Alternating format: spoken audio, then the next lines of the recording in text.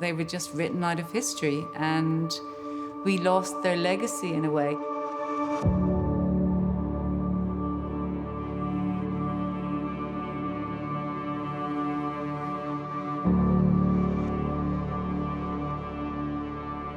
It's the sense of being very small in a big city, being on the outside looking in. The city in itself is kind of impenetrable.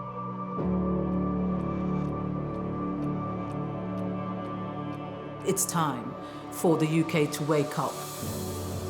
To start looking, to open some avenues, suggest areas for exploration.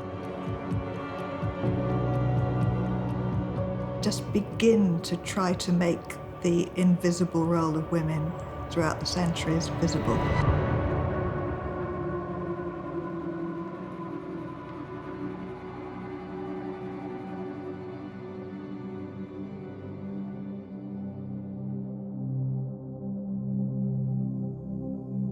It's a fairly regular thing with historical research generally that it's quite hard to find information about women. You really have to do a lot of reading between the lines. 99% of material that is quite irrelevant, but the 1% is the gem.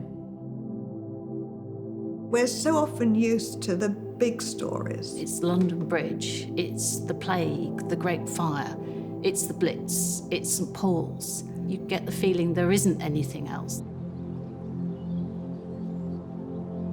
Because it's not in education, you never know that it exists.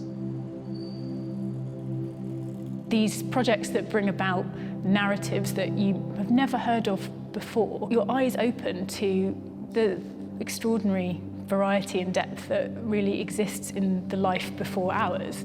The Celebrating City Women project, it enables us to take a certain mindset. It's a way of looking, a way of remembering to look. It's important to help women to understand that they've always played a part in London.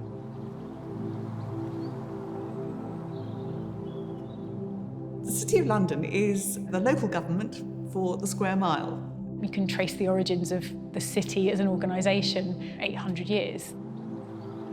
In 2018, it was the 100-year anniversary of the Representation for People Act, which was the beginning of enfranchisement for women voting rights. And to celebrate that and kind of mark it properly, the city started commissioning research and looking into how best it could start to examine historic women who had made a contribution to the city and were perhaps hidden or otherwise unrepresented. I was asked to put together a research paper about celebrating city women and bringing hidden histories into light. I was aware of how small a role women seems to have played in the City of London compared with the number of women who passed through it, lived in it, worked in it. Women's history has very often been in the margins because it's so often in relation to other people. It's widows, mothers, sisters, daughters. One is sort of ferreting them out, I suppose, from behind the shadows of other people. It's about putting things together, quite painstaking work. In a way, it's a bit like being a detective. You find a record to someone, perhaps in a livery company record. You then look at the church records, birth certificates. You suddenly get this hit from the past, and you're there, and you think, yes, I know you. When you begin to realise someone existed and was forgotten about for centuries, you begin to make them real again. From that I took that I wanted to find some particular stories and focus on representative women in various roles so that one could actually begin to tell a story. Some of the stories of some of these women are tantalizing because you get glimpses of someone. You get this sort of rather amazing vignette. Phyllis Wheatley was a poet. She was taken from Senegal. She was really just a child, just less than 7 years old when she was taken. A child of that age would almost be like a pet. Phyllis came to London because by living in the Wheatleys' house, she had experienced a lot of education, and within 2 years, she was writing poetry. By the time she was a teenager, she became well known for her poetry among the elite circles, and the Wheatleys wanted her to publish a book.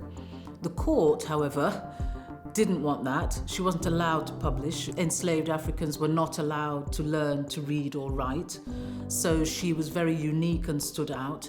And the courts made her undergo several intelligence tests, and still they wouldn't allow her to publish. And it kept being a repeating process.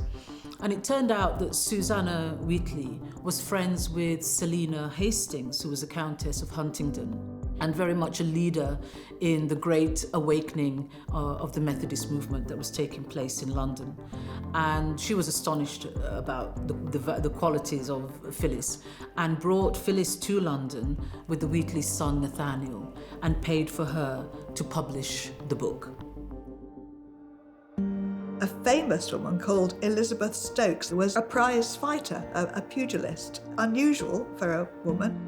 She fought with other women and used her fists, but also unusually, apparently for the time, used weapons, so sticks and that sort of thing.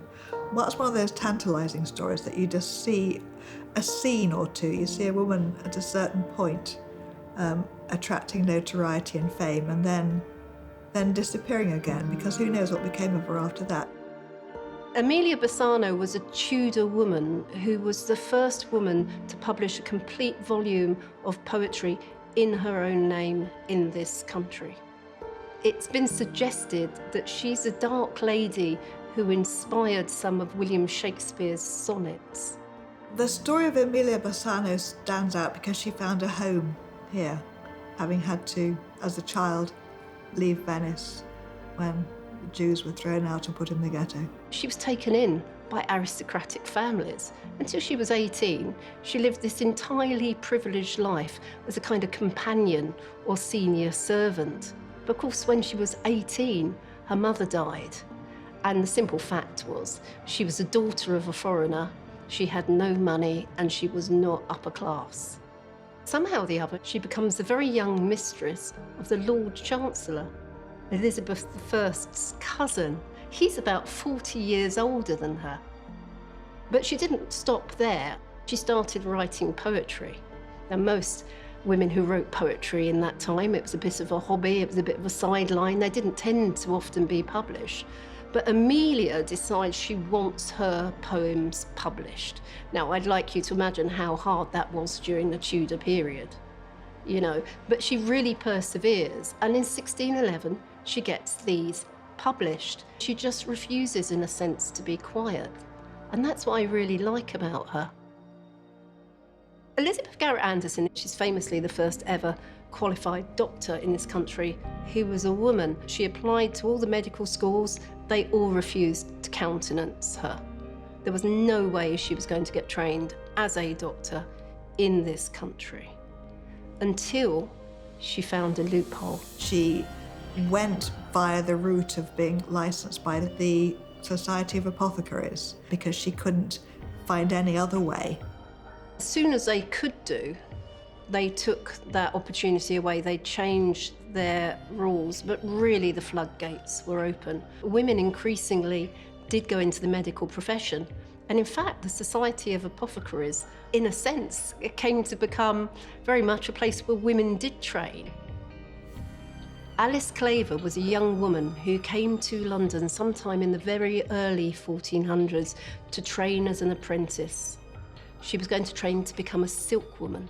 Silkwomen were the highly skilled artisans that produced the trimmings and decorations that made very expensive clothing. Think of her as a kind of early couturier in the City of London. What strikes me particularly about Alice is the network of women, particularly women she had around her, all the apprentices, the children that she looked after. She was a widow for most of her life, but it didn't stop her having a great deal of energy. There's that sense she was part of a community. It's more than an individual story, it's a whole web. This idea of celebrating women within the city and finding the women who occupy it day to day, part of that project was to come up with an artist in residence programme that would commission a contemporary artist, a woman, to work to the theme celebrating city women with a view to adding works of art into the art gallery's permanent collection. And Hannah was, of course, ideal because she has been photographing women over a number of years, has an outstanding reputation. We were delighted that she chose to work in the city and left us with these wonderful artworks. Working on hidden histories and how women have played a role in the building of the city is really fascinating for me, because in a way I can pick that up in a contemporary sense. How women are marketed to, how we're advertised to, the images we see of women as a young woman. I didn't feel that that was enough for me. I felt it was a very one-dimensional representation of what it meant to be female. To celebrate women that, for me, they were heroes in their own life, even though it might not be something that goes down in history, but what they do on a day-to-day level, and how they kind of fit into this environment, and how confident they feel in the city. You need to see strong women that have been given a fair chance. To have that series of photographs where we have women in city environments doing just what they do on a daily basis, it's not just a history of the past, it's making that bridge to the history we're making at the moment.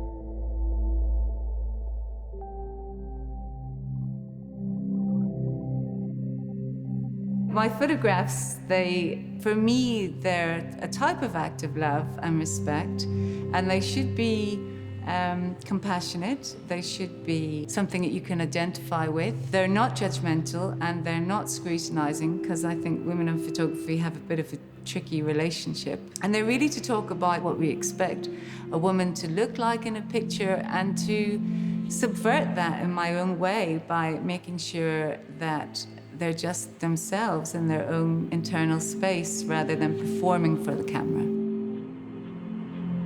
Now, with the image-based culture that we operate out of, image is king, image is your currency, and I can see how we photograph women impacts how women feel about themselves. I go through a period of observation where I just walk around. It's just to sort of embed yourself into the rhythm of the city. Researching what it feels like to be female in the city, and sort of different buildings or streets or, places where pools of light hit really beautifully. They all kind of inspire me towards the picture, and as do the women that walk past me.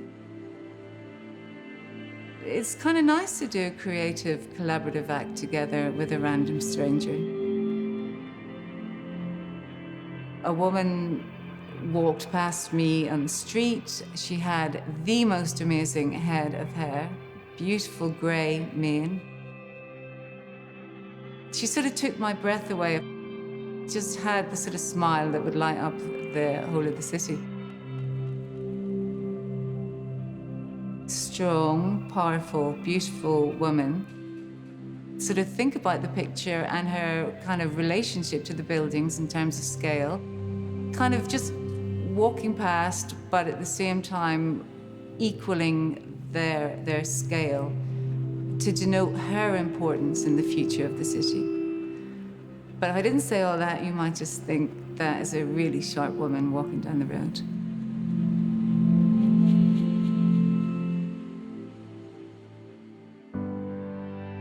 Celebrating the city's women will absolutely resonate with modern women. I was very struck when we took Virginia's paper to some of my colleagues who work in the City Corporation, and we shared some of these stories. They immediately said, I know that woman, I completely get her. She's having life experiences that I recognise, I know. And they were very struck by it, and they were struck because these were real people. And actually the fact that they lived 300-400 years ago was completely irrelevant. If you think about, for instance, a woman called Mary Harris Smith, who was the first female chartered accountant. This was in the mid-19th century. But where she is inspiring is that she kept going, and she finally became admitted to the Institute of Chartered Accountants of England and Wales when they finally let her in after the First World War at the age of 75. I mean, she'd done this profession all her life. It's the resilience, the fortitude, the determination to go through obstacles. Just the fact that women didn't do this. It is a kind of resilient determination and toughness. And you see that in many of the women who've been talked about as part of this campaign, this celebration.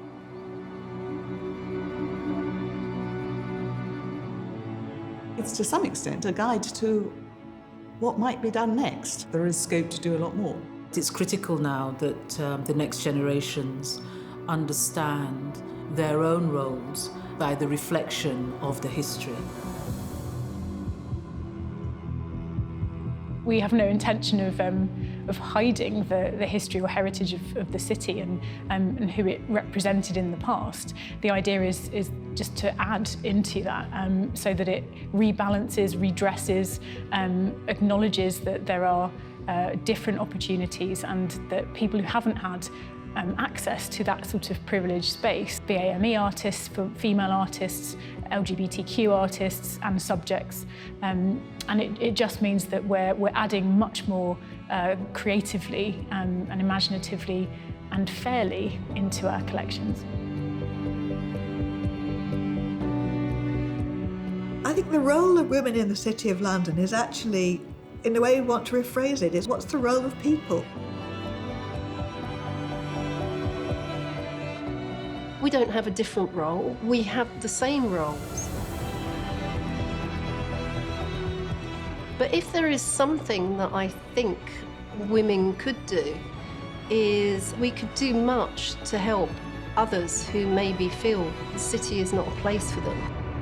And then making sure that we don't get into a position where we allow women or any group in society to become invisible again.